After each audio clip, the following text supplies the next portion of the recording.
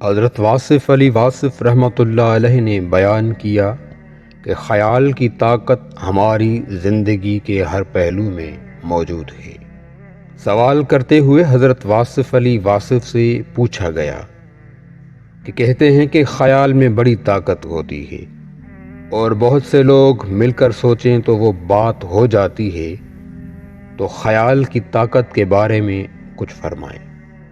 جواب میں آپ نے ارشاد فرمایا کہ ایک تو خیال کی طاقت پر بہت کتابیں لکھی گئی ہیں، اس میں بہت طاقت ہے، بلکہ طاقت ہی خیال کی ہے۔ سب سے پہلی بات یہ دیکھو، آپ کی ذاتی زندگی میں آپ کو حرکت دینے والا آپ کا خیال ہے۔ نیند ہو، بیداری ہو، سفر ہو، تلاش ہو، کھانا ہو، یہ سب خیال سے ہیں۔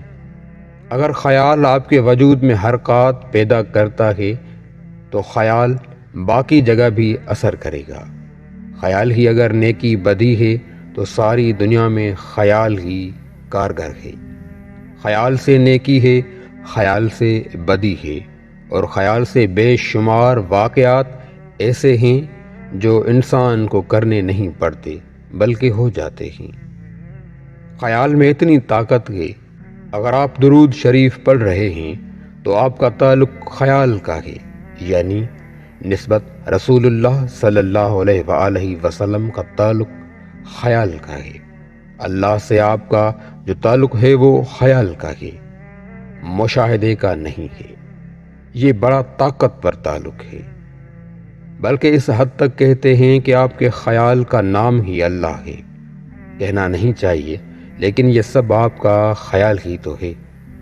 اگر خیال نہ ہو تو آپ کو بات سمجھ نہیں آتی کہ اللہ کیا ہے۔